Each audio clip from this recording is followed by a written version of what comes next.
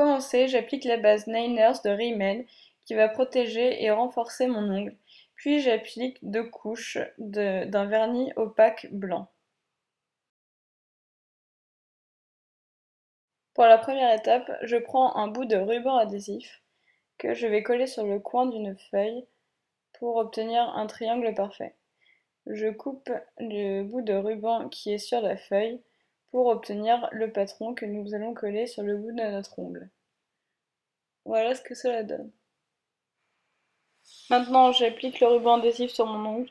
Il faut bien vérifier qu'il n'y ait pas d'air entre le ruban adhésif et l'ongle. Je prends un vernis rouge, pour ma part c'est le Kiko numéro 239, qui est d'ailleurs le dupe de feuilleur de Chanel.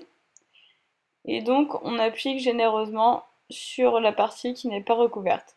C'est pas grave si on dépasse sur le ruban adhésif. S'il est bien mis, ça ne fera pas de bavure.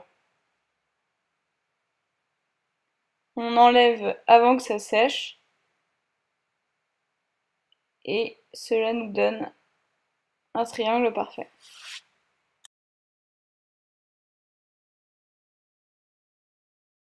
Pour la deuxième étape, nous prenons un dotting tools et un vernis bleu. Pour ma part, c'est le Kiko numéro 335.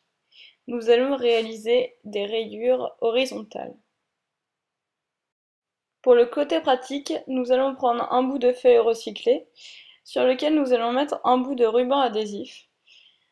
Et nous allons déposer une goutte du vernis bleu dont nous allons nous servir. Cela va nous permettre de ne pas toujours tremper le dotting tools dans le pot et de laisser le pinceau à l'air libre et d'en mettre partout. Là, vous pouvez voir sur mon index ce que les rayures horizontales vont donner.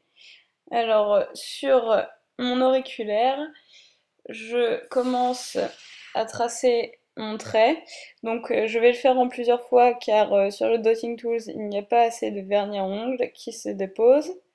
Donc là j'ai pris la partie la plus petite du dotting tools. Donc après vous essayez de tracer une ligne la plus droite possible. Et moi j'en ai tracé 2, vous pouvez en faire plus ou moins selon vos goûts. Je prends maintenant un correcteur de vernis de chez Agnès B, tout simplement pour enlever les petites bavures qu'il y a eu autour de mes ongles lors de la pose. Une fois que tout est bien sec, je passe une couche de top coat. Donc là c'est le vernis Yves Rocher rehausseur de brillance. Voilà le résultat. J'espère que ce tuto nail art vous aura plu. On se retrouve bientôt dans un nouveau tuto spécial Coupe du Monde, mais cette fois maquillage. Je vous fais de gros bisous. Ciao!